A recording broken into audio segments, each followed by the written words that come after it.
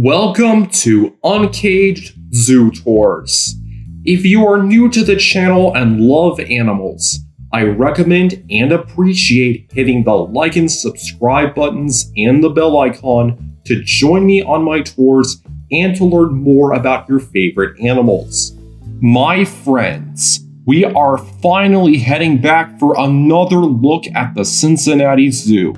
To recap, we went to Rue Valley, Eagle Eyrie, Night Hunters, Manatee Springs, Jungle Trails, Africa, and Gorilla World.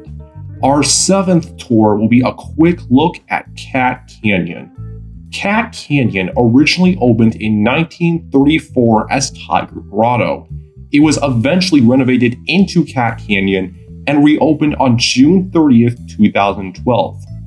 If it has cats, what kind of cats are we going to see? We'll meet some big yet cool cats. I don't want to spoil things, so let's begin. Cat Canyon is located to the right of the Night Hunters building, where we previously saw their aardwolves, vampire bats, sand cats, and pottos. After leaving the building, our first cool cat is the cougar. Welcome to my tours, Tecumseh and Joseph. Joseph has dark tear markings near his eyes, while Tecumseh doesn't. Joseph also has white spots on his back. According to the zoo, Tecumseh is friendlier around new people, while Joseph needs a bit of time to get adjusted. Cougars hold the record for having the highest number of names of any animal at 40 names. They are also known as pumas, catamounts, red lions, panthers, American lions, Mexican lions, mountain screamers, and mountain lions. But I'm just going to call them cougars. Cougars don't have the best sense of smell, so they mostly rely on their eyes and ears to hunt. Plus, cougars have great night vision, so they usually hunt at sunrise or sunset.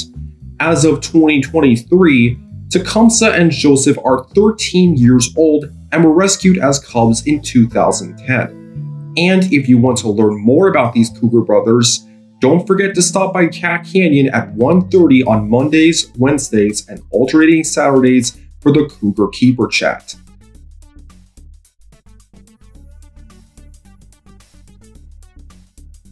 So what's our next cool cat? Our next cool cat isn't from the Americas, but from Asia. Say hello to our first Malayan tiger. Oh, you're sleeping? I guess that kind of makes sense, since tigers sleep up to 18 hours a day. It's a good thing the zoo has another tiger habitat. Now, the zoo's tigers were hand-raised in the Night Hunters building, and their exhibit is now home to an ocelot. Even if tigers stay together when they're young, they live solitary lives as adults, and the only time you might see tigers together is when there's a mother and her cubs, or when it's time to mate. Like other cats, tigers mark their territory by scratching trees and using the bathroom, as seen by these displays. A tiger's territory must be large enough to provide enough prey for a tiger to eat. Since tigers are an endangered species, the Cincinnati Zoo works with other zoos on a tiger species survival plan to provide a healthy tiger population in zoos. The Tiger Species Survival Plan also raises awareness and funds for wild tiger conservation. I love how zoos are trying to save animals. Me too, sir. The third animal you might see in Cat Canyon isn't a cat. Instead, it is a big owl, known as the Eurasian eagle owl.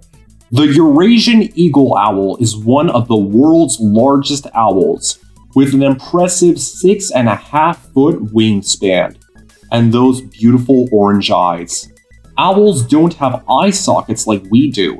Instead, an owl's eyes are shaped like cylinders and are fixed, which means owls can only look straight ahead. That's why owls must turn their head around to look. I have to thank Chris and Martin Kratt for teaching me that fact in their show Wildcrats. Eurasian eagle owls are so big, that they can not only eat smaller prey like rats, mice, and voles, but also bigger prey like other owls. An owl's face is surrounded by a ring of feathers that help gather sound like a satellite dish collecting signals for a satellite TV. Even if Eurasian eagle owls are threatened by poisoning and vehicle collisions, the Eurasian eagle owl is listed by the IUCN as least concern, which makes sense since they live in Europe and most of Asia. Let's move on before they wake up. Speaking of Asia, there's one more cool cat to go. For the first time since my Himalayan passage at the Chattanooga Zoo tour, say hello to the snow leopard. The Cincinnati Zoo is home to 2 snow leopards, male Nubo and female Renji. What was the last thing you talked about on that tour? I talked about a snow leopard's long tail, but there are other things a snow leopard needs to survive the cold. For starters, that gray fur is 5 inches thick, and not only keeps the snow leopard warm, but it also camouflages them against the rocky terrain. They also have small ears to prevent heat loss, and their broad paws act like climbing boots, so they can scale their mountainous home. And like the sand cat, has fur on their paws so they can increase their grip on steep cliffs. A snow leopard's tail also acts like a blanket to cover its face when sleeping, and its powerful legs can help them jump up to 50 feet from cliff to cliff. Unlike most cats, a snow leopard's big nose warms cold air before it enters its lungs.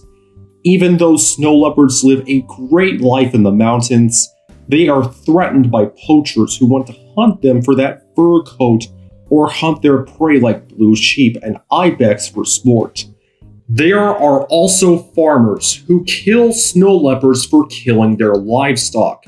However, scientists are learning about snow leopards by putting radio collars on the cats to keep track of them.